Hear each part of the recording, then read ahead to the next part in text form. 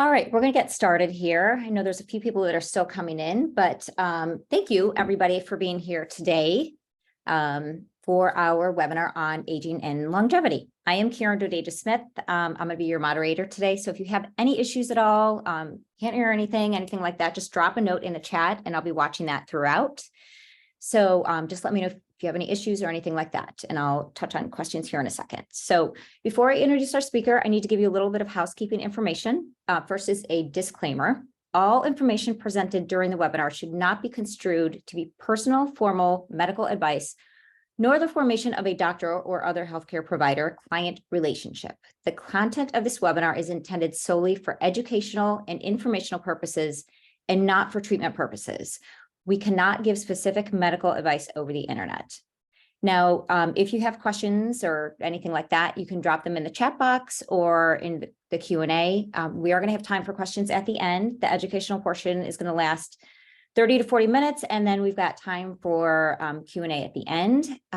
Just again, a reminder, as I said in the disclaimer, we can't offer specific medical advice, but we can definitely touch on whatever's related to the webinar information presented. And lastly, we are recording the webinar. You're going to receive a link to this in the next couple of days. Feel free to rewatch it, share it with anybody who you think might find it helpful, informational, anything like that. And that's it for the housekeeping. So I would like to introduce our speaker. Dr. Jorge has been in healthcare for over 20 years now, and he's triple board certified in family medicine, lipidology, functional medicine, and anti-aging. He's committed to helping clients improve their well-being by taking a holistic approach to their care, including spending a significant amount of time with his patients to really understand them and how to help them come back to optimal health. He's always learning and stays on top of emerging scientific discoveries. After lots of research and analysis, he incorporates the most beneficial ones into practice. We're lucky to have him at the helm of our practice here in Charlotte, and I think that after hearing him speak today, you'll agree. So without further ado, let me turn it over to Dr. Jorge. Thanks, Karen. And I appreciate those that have come out to hear us today. So I will go ahead and jump in because there is a lot to cover, but I do want to leave time for questions at the end. So aging and longevity, how to maximize your health span. And really, I like to start with this slide, which is, don't worry about getting older. You're still going to do dumb stuff, just only slower. And, it's sort of the approach that I think a lot of people feel is going to happen as they age. Everything seems to slow down. But what we really want to talk about is how do we age in a way that is with vitality and optimizing our health. So some objectives today, we want to talk about really what aging is. So define that. And different factors involved there. Lifespan versus health span, and we'll go into details about what that is. Inflammaging, which may be a new concept for some people. And we'll review some chronic diseases that are very associated with aging.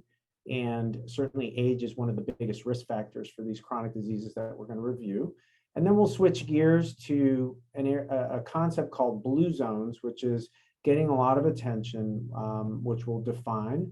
And then we'll talk about what steps that people at home can do to help prevent, work on their slowing down their aging and improving their overall health span. And then I'll touch on some nutraceuticals, supplements. Probably we'll go through those a little quicker, but again, because this is being recorded, it should be available to you afterwards. So let's just jump in.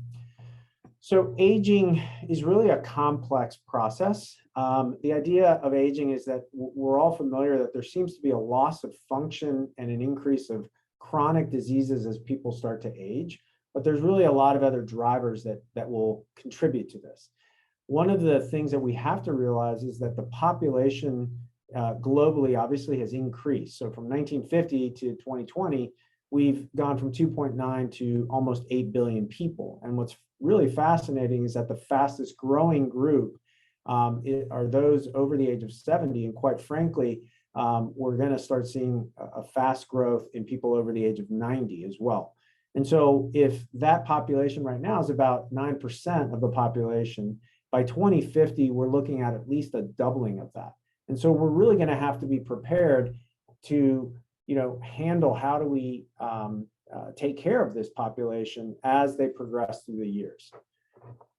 So touching on the cost of how we will need to address this, currently we're looking at some healthcare costs to be estimated to be reaching about $22 trillion by 2050. And so a lot of that, and we're familiar with nursing home cares and home health cares and a lot of chronic disease care management. And so a lot of the costs that we may see is going to be attributed to a lot of the chronic diseases that what we hope to show can be very preventable. And so we really want to approach aging as something that's going to be a manageable condition instead of something that's inevitable, that will lead to higher costs and chronic diseases in the future.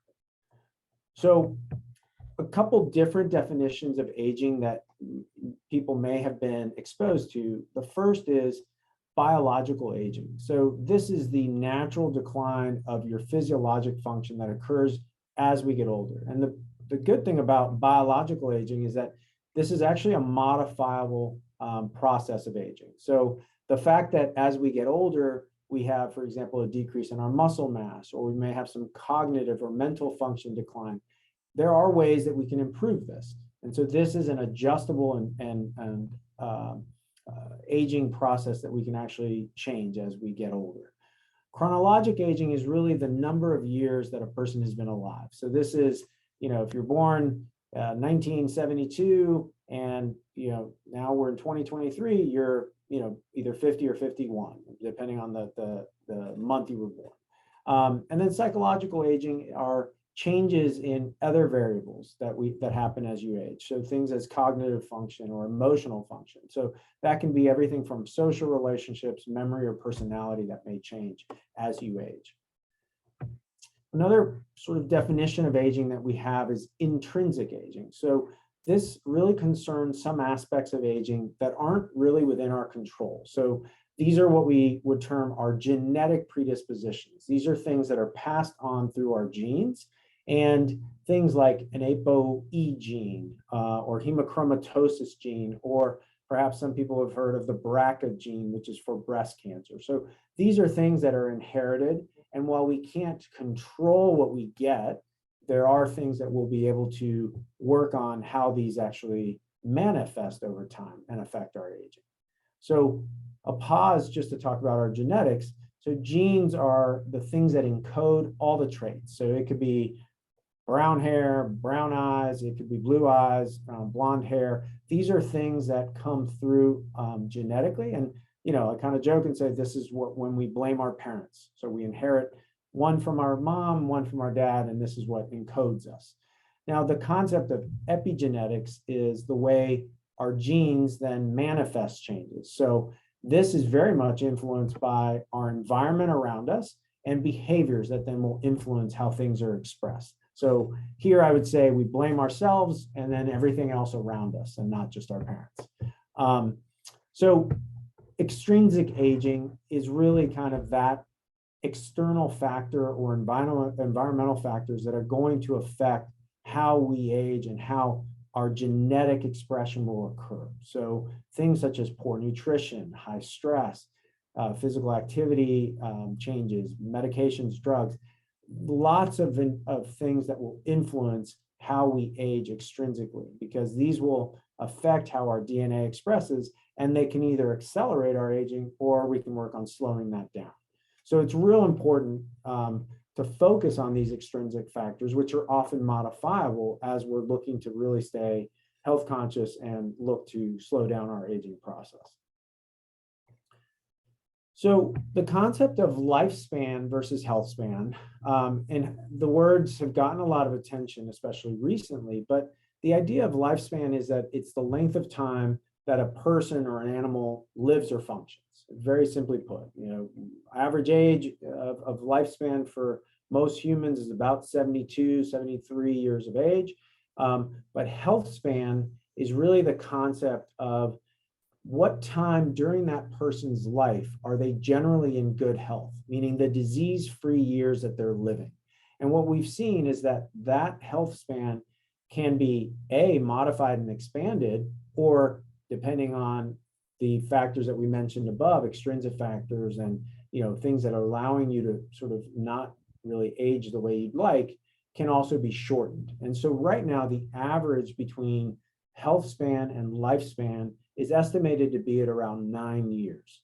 So what that conceptually looks like is that if your life expectancy is about 73 years, you're spending on average, let's say 64 years in a healthy, disease-free time frame.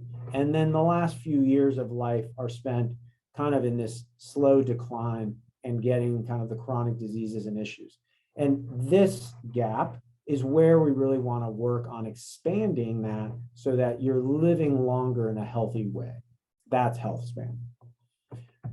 And then another concept that is, again, fairly new. It was really started to be described, as you can see on the reference down here. It was really only first described about 6-7 years ago, which is inflammaging. And the idea of inflammaging is that all drivers of inflammation, chronic inflammation, are really associated with increasing age and causing us to age at a faster rate. Okay. And so we also term that in some of the literature that you'll read, if there's inflammation that's affecting what we call our metabolic functions or our risk of diabetes or obesity, then that's associated with something called metaflammation. So metabolic inflammation that's driving other diseases.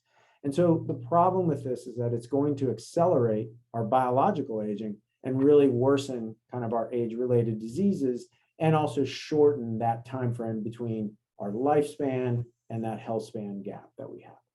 And as you can see, it's going to contribute to these conditions that we're going to go into in a little bit of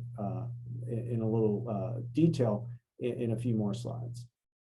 So from our side of what we do in longevity medicine is we really want to start talking about how do we optimize health span by really talking about these age-related processes earlier, right? We want to start looking at biomarkers of aging and longevity. There's a lot of companies that are out there that are addressing biological age and really trying to get an idea as to where do you sit in comparison to your chronological age. Are you 50 and are you really 50, or are you 45 or are you 55 based on biological age? So there's a couple companies that are listed. And then it'll be interesting, as we've seen obviously with ChatGPT and AI and Bard, how there's a lot of companies that are going to be assimilating this AI sort of just future of what we've created to prediction of risk and longevity. So there are already companies out there that are doing some modeling here. There's a company called Precivityad that is using an AI sort of driven model to predict Alzheimer's risk. And it's based on a blood test, for example. So lots of really just fascinating research that's being done, lots of different factors that are being pulled in to really look at kind of the idea of how do we extend our longevity and our health span. And so really for us, it's really how do we stay healthier for longer? What is that vitality that we're trying to achieve? And without too much detail into this slide, because it's busy, but these are about 9 variables that we tend to think about and look at. And I'll let you just look at these, but everything from how your genes are stable to loss of proteins to something called mitochondrial dysfunction to stem cells. So there's a lot of other variables that are looked at when we talk about aging and longevity. So let's shift gears a little bit to the 4 horsemen of the apocalypse, as Dr. Peter Attia terms them in his recent book, Outlive. And it's really just the unfortunate truth of what we face, that these 4 conditions are really going to be the biggest sort of drivers of mortality or death, especially in the United States, but now worldwide. And unfortunately, the most common variable to all of these is advanced or accelerated age. And so we'll go through each of these just in a little bit more detail so we can have a little breakdown of these. So first, for cardiovascular disease, it is the leading cause of death, unfortunately, for men and women in the United States. About 800,000 Americans are dying from this every year. And so if you see about 10% of adults between the ages of 45 to 64 have some sort of cardiovascular disease. So coronary heart disease, which is CHD, or stroke, or both. But as you age and cross this threshold of about 65, this really just accelerates. So to almost 22% of adults having some form of this condition.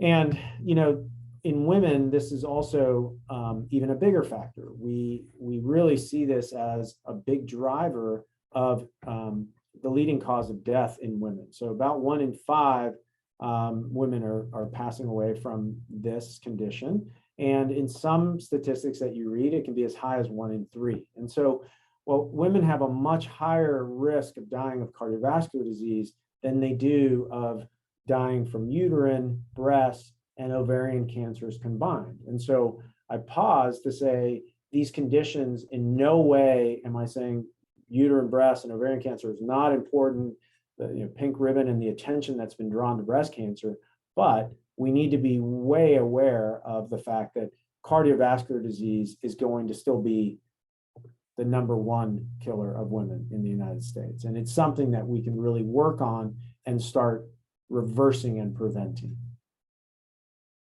And then just to go through quickly some risk factors that will affect both men and women. So obviously high blood pressure, some cholesterol issues, smoking, but other things such as stress, diabetes, obesity, obviously your diet and physical inactivity.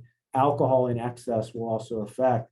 We know now that other inflammatory disorders such as lupus and rheumatoid arthritis will also contribute to an increased risk of cardiovascular disease because of the inflammatory component.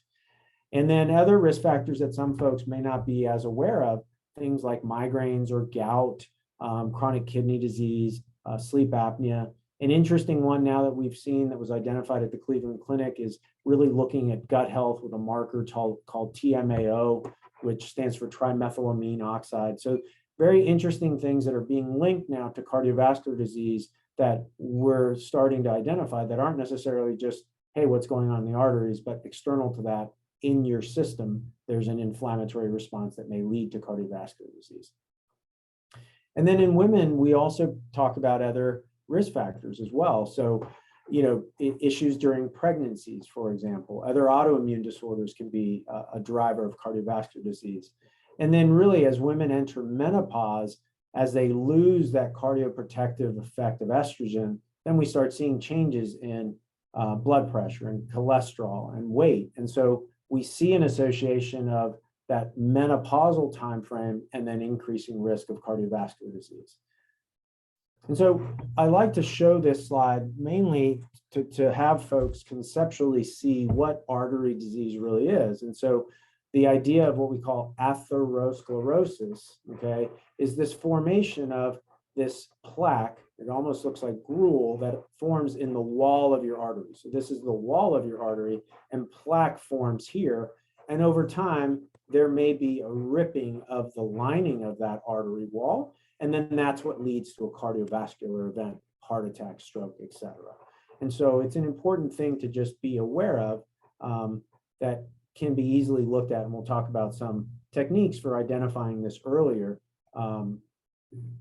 with very simple tests that can be done. So diabetes, you know, I think a lot of folks are starting to hear the numbers. There's about 37 million people that have diabetes in the United States, and about close to 100 million are at risk for diabetes because they already have something called prediabetes.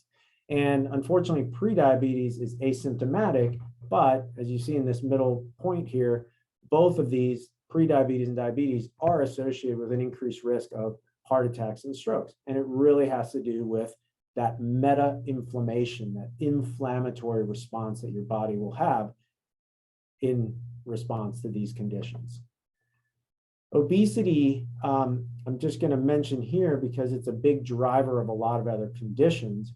And we do approach obesity as a disease that is very modifiable. We want to work on understanding what's triggering it. But right now in the United States, about 42% of the population is obese. And the challenge with that is that there are other conditions as we've mentioned, like heart disease, stroke, diabetes, even certain cancers, and certainly mortalities from COVID linked to increased obesity rates as well. So if you look, this is obesity numbers from 2011, and most states had some issues going on, but we still had some states just in the green and the yellow.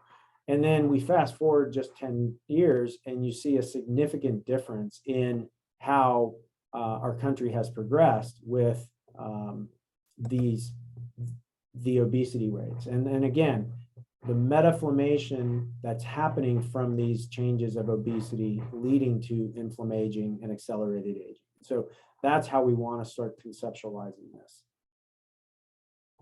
So cancer rates, again, about 600,000 people will die of cancer.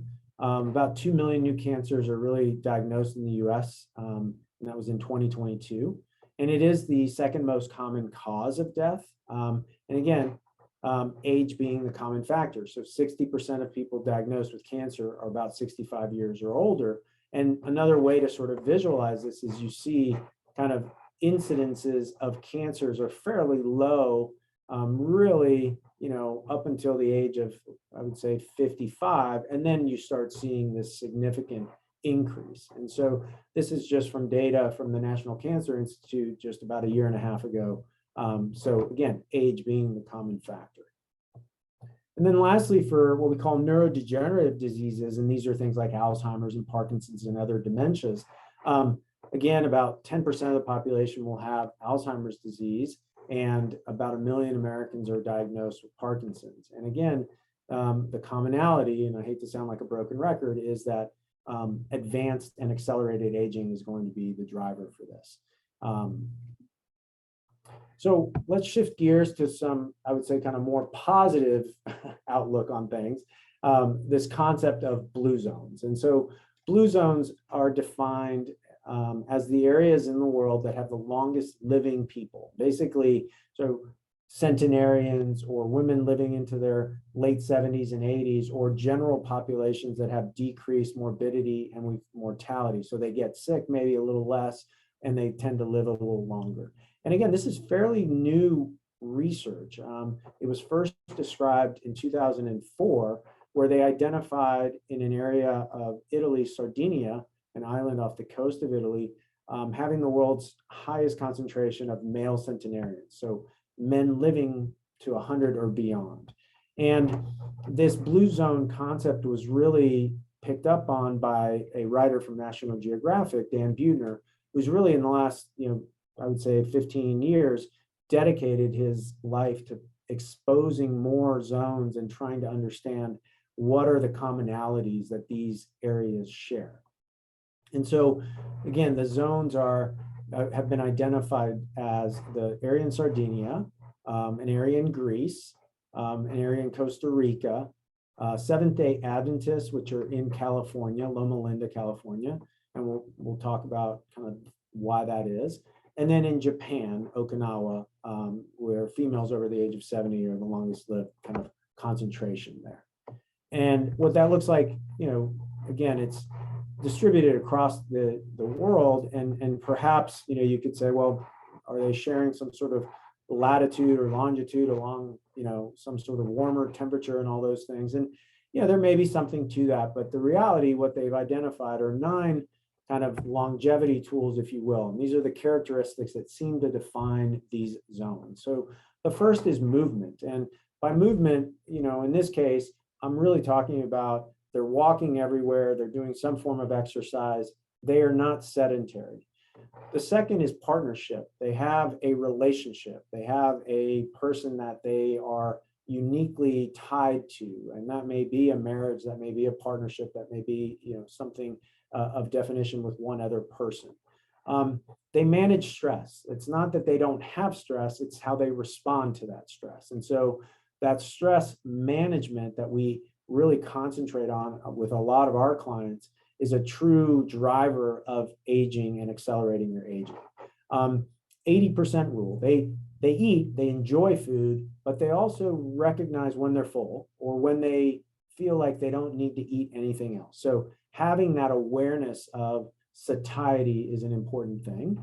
plant slant. So the concept here is while they do eat meat, they'll eat it a couple times a month, or they'll eat fresh fish.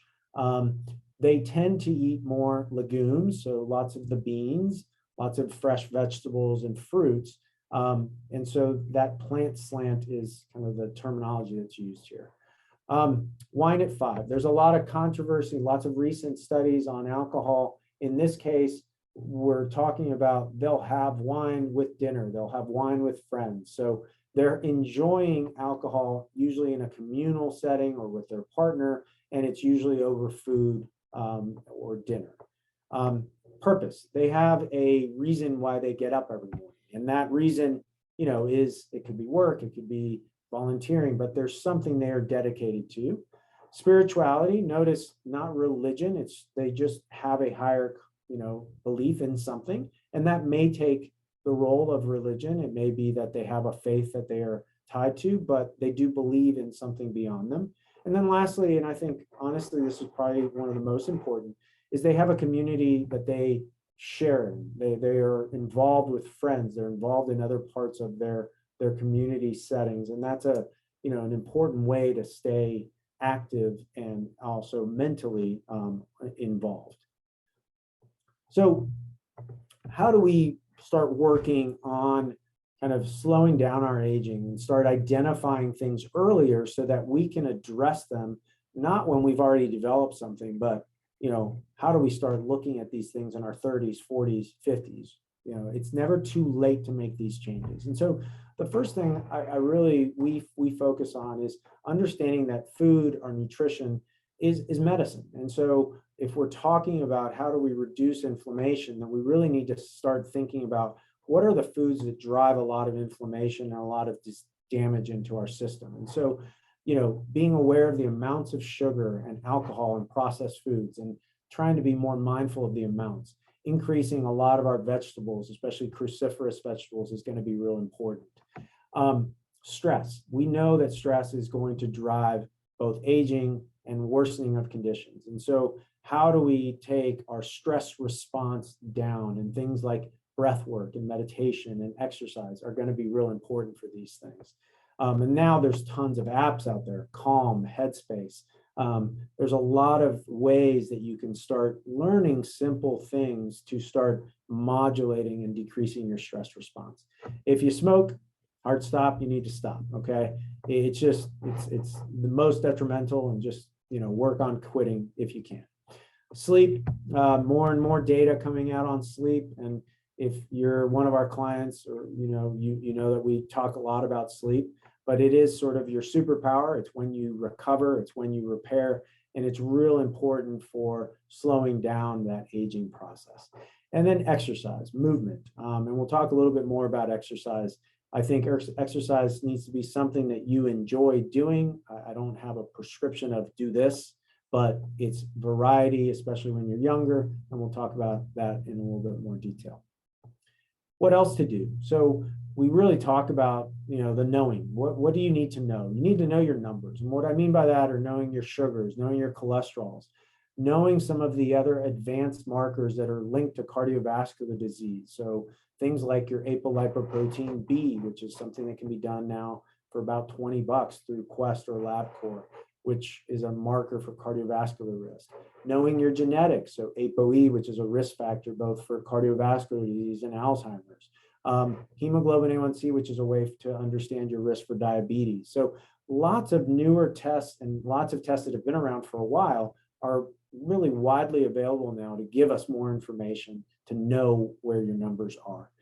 The second one is knowing your anatomy. So when I mentioned there's simple tests to look at, do you already have any artery disease forming? So you can look at a carotid that's in your neck here, or you can do a quick CAT scan that looks at plaque in the arteries. And I'll give you an example. I just did mine 2 days ago.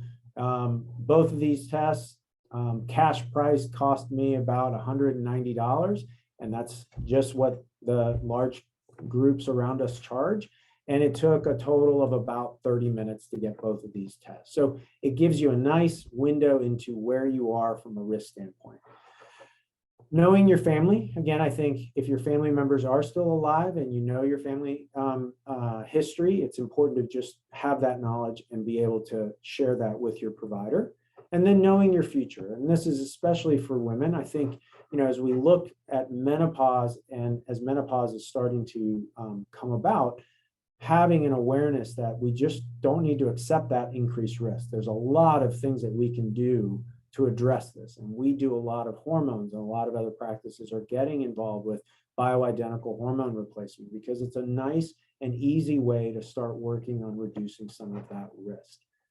So nutrition, nearly this concept of what to eat, it's prescriptive nutrition counseling. I think we can sometimes get a little boxed into a restrictive type of approach, but there's some general rules. I mean, obviously, eat as many vegetables as you possibly can, eat as many legumes if you can tolerate, fruits if you like. I mean, yes, they have sugar, but they digest differently. But some places to start, we use a lot of information from Dr. Walter Longo, who's at USC in California. He has a nice book called The Longevity Diet. But the idea is that especially as we age, our needs of what we need to introduce to our system are going to change. So protein becomes very important for maintenance of muscle and function. And so we really want to work on clean sources of protein, especially as we age. But being aware that not one approach really fits everyone. So that individuality, that personalization is going to be important, especially as you age. Exercise. So I think when we're younger, combinations of different things to try. So finding cardio workouts that you enjoy or HIIT workout that you enjoy, with variety of strength training mixed in. So, it could be running, it could be boxing, it could be any variety of things. I think especially when you're younger, trying different types of exercise is a real important thing. However, as we get older, what we really want to start also making sure we build in is strength training. We want to maintain our muscle mass. That helps to support our bones, help support our structure. And then also it helps with brain function. There's data that shows that strength training is real important for mental acuity as well. And then the other concept, especially as we age, which you can start doing when you're younger, is balance work, right? Learning how to maintain balance. And that's a real important thing as we age, as falls can be a problem when you age, and that can also lead to other conditions. And so the real idea of strength training, and I'll show you this real quick, which is just sort of a joke, but. So, what do you do for a living? Things up and put them down. Things up and put them down. Okay, here's the strength survey. I lift things up and put them down.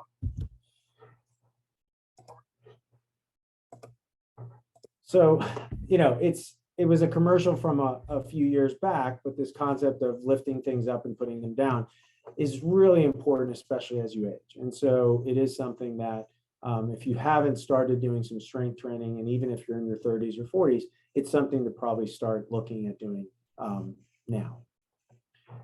And then we'll shift gears and finish with some nutraceuticals and supplements. And again, I'm not going to spend too much time if there's questions, because I want to leave time for questions, but I've got a breakdown of these are supplements and nutraceuticals that have clinical data that's being looked at both in animal studies, and that can be mice, it can be nematodes, which are worms, and there are some human trials that are being started on some of these. And so I don't want to go into too much detail. There's a lot of controversy, and I think supplements need to be individualized with your provider, but things like NAD, NR, which are nicotinamide-derived products, these are seemingly very important because it is an important factor of a repair in your system, especially for DNA repair. And so there's a lot of research looking at these molecules to help either with DNA repair, mitochondrial function, and then subsequently, does that slow down our aging process? Fisetin is a newer one that has been identified. It's typically found in wild strawberries, especially. It seems to have some functions to slow down cellular changes, really allowing healthy cells to thrive. Urolithin A, which is something that's typically derived from plants, especially kind of things like pomegranates, but it's also produced in the gut by a specific bacteria. And urolithin has been associated with increased mitochondrial function, increased muscular function. Vitamin D, which I think a lot of folks are familiar, but when activated, it's a real powerful immune system modulator. It drops inflammation. So one of the reasons we tend to use it. Sulforaphane, which is found in broccolis and greens, real important as an antioxidant, lowers inflammation, seems to kind of slow down cellular aging. Glutathione, which is a very strong antioxidant in your system. So whenever you're sick, glutathione stores get depleted. And so this is something that we give to help support immune function and reduce inflammation. And nitric oxide, which is seen in all our cellular functions, but especially for vascular health, it's very important. And then quercetin, which is from plants, seems to have some function for helping cellular repair and decrease inflammation. Omega-3s, which most people are familiar with, but real important for some of the cholesterol components, and then also seems to have some inflammatory reduction capacities. These two are mainly for cholesterol or alternative cholesterol management. And then lastly, these three are just going to help reduce inflammation: green tea extracts, curcumin, reducing inflammation, and berberine. And then melatonin, I think everybody's familiar with melatonin. I think the problem with melatonin most people aren't familiar with is that it's actually a hormone. And apart from the fact that it may help you regulate some of your sleep-wake, it's also a very potent antioxidant and decreases something we call oxidative stress, which is sometimes a factor of aging. And so you don't need high doses. Typically, these are suggested. We tend to keep our clients at about 3, maybe 5 milligrams. And then resveratrol. For a while, it was sort of the most kind of recognized anti-aging molecule, falling a little bit out of favor from the data that's come out, but an easy thing to take. It does seem to be an anti-inflammatory. It may slow down a little bit of your cellular aging. This was one that was recognized from wine. You really can't do this from wine. You'd have to drink an excessive amount that would sort of, outweigh the benefits that you would get from this. This is just my grandfather at the age of 94. This is kind of the concept that we're trying to get to. So you want to get to a point where you're still able to dance, to move, and to really enjoy your life and longevity. And, I show this because a year after this, he actually tripped, he fell, he broke his hip. And, that type of injury at the age of 95 is, a slow decline. And so, he lived to be 99, and that was a really kind of challenging time to see that sort of change in how he went. And then lastly, this is kind of my blue zone. This is Dominican Republic, where our family is originally from. And I will stop there and open it up for questions. All right. Thank you very much. I always learn when I hear this stuff. So thank you. We've got a couple questions. I'm going to start. The first one is, at what age would you recommend we do non-invasive tests such as the coronary CT scan? And then there was another one after that. How frequently would you suggest doing those? Yeah, there's no clear guidelines, I don't think, on this. I would say we, in our practice, tend to start earlier than most people. So I would say if you're in your mid to late 30s, early 40s, I don't think it's a bad idea to get a baseline of these tests, especially a carotid intima test. It's a non-invasive 15-minute ultrasound that just looks at your arteries. And then from there, if you're in your mid to late 30s, early 40s, you could do that probably every couple of years to just be tracking. I think once you get over the age of 45 to 50, I think, every year and a half is kind of a reasonable time frame to do a CIMT and a coronary calcium. I think that's a reasonable thing. And then some of the advanced cholesterol markers that we do, we utilize the Cleveland Clinic for ours, but there's Boston Heart, there's LabCorp can do some advanced cardiovascular markers. And so those can be done anywhere between 6 months to 12 to 18 months, depending if there's already any identified issue, I would say. Okay. Let's see. There's another question. What are your thoughts on drips, intramuscular shots versus pills for supplementation of NAD and other micronutrients? So it's a good question because the data is tough on this. In our practice, I will say we use NAD as an IV drip, and speaking personally, I've done it, and it's a slow, long kind of drip that you need to have, and so the idea is that it's being assimilated in a better way when it's going through your IV. Amino acid drips seem to be very effective for muscle building because amino acids are going to help form proteins, and especially as you age, you're going to need more.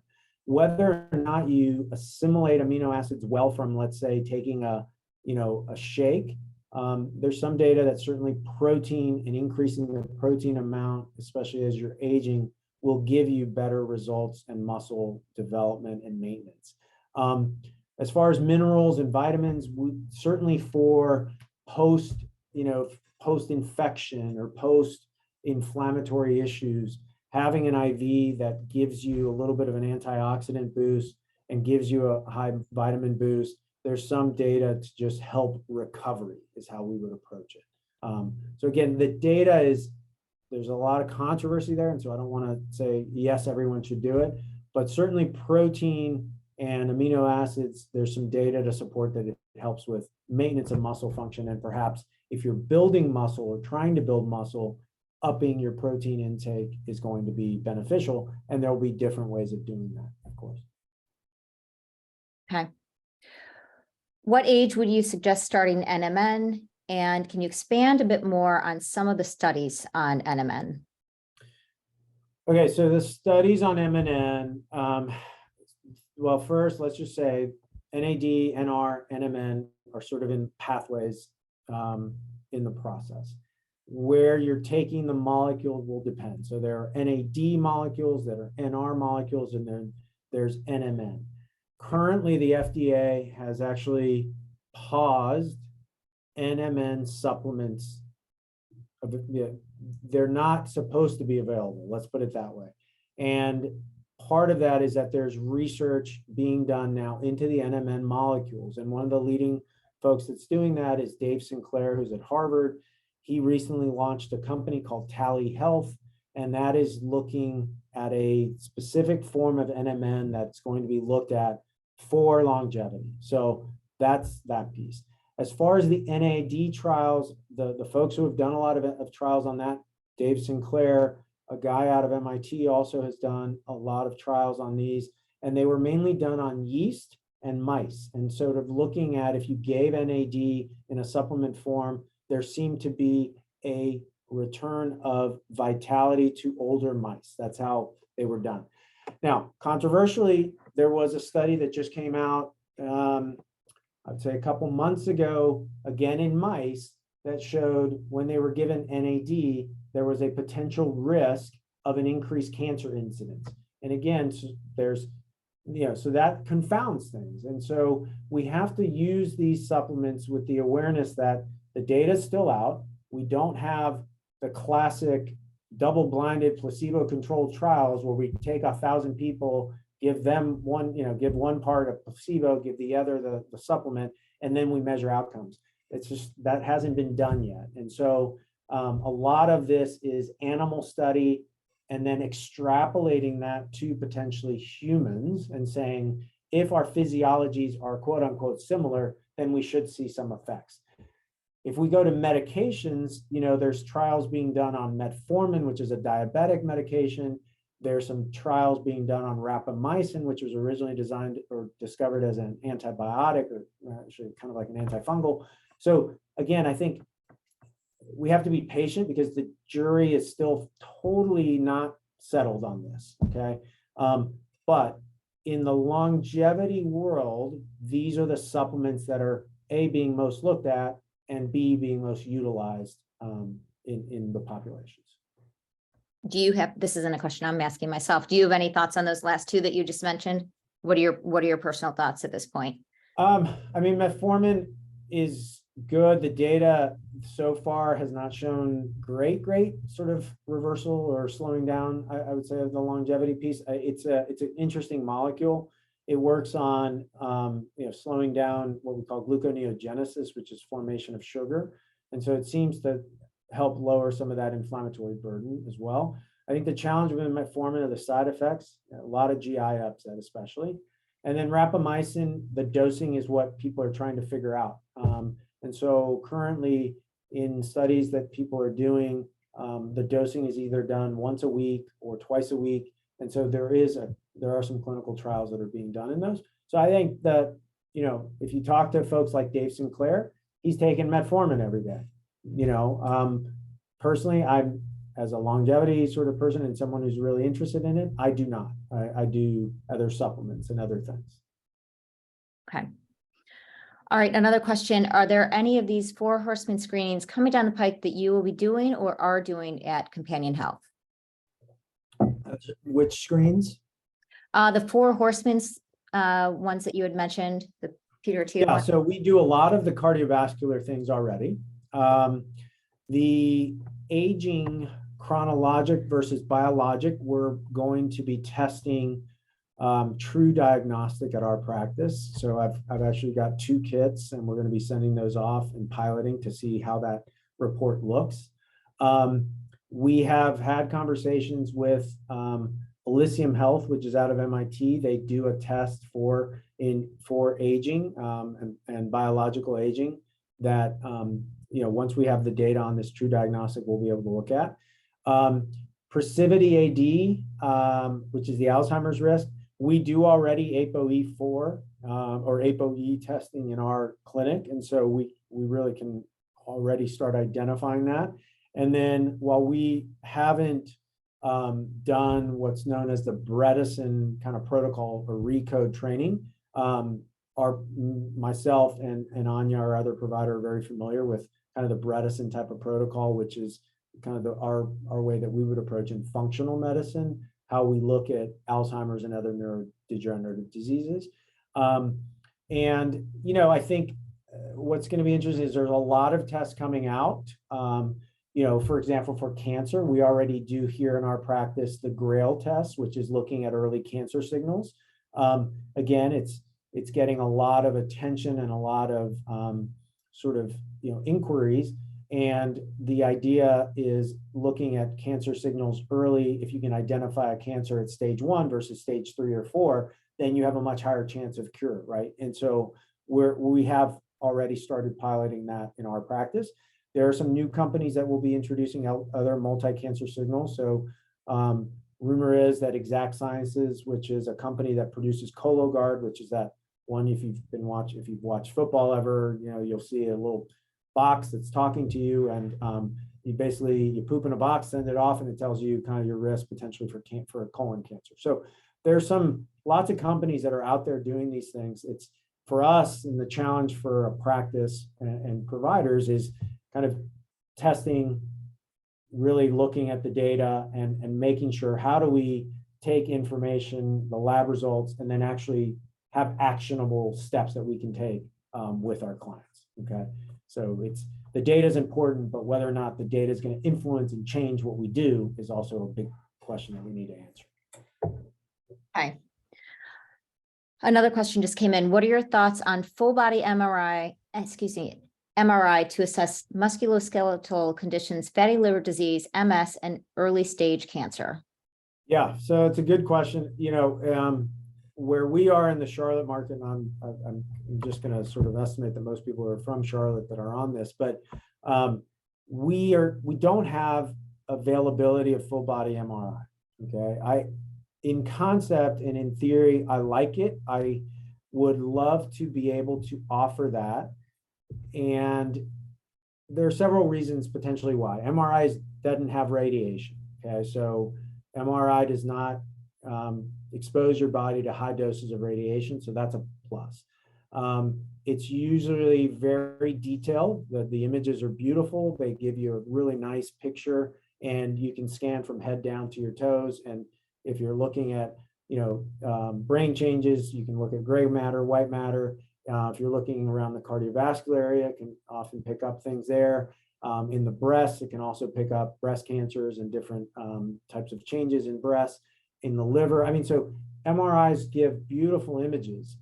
The downsides of it are, number one is cost, number two is availability, and number three is sort of call it the emotional stress if you find something that maybe could be something, and there's that worrying, that stress component to that, and is that outweighing the benefit that you're getting? So full body MRIs, there are few private companies that exist.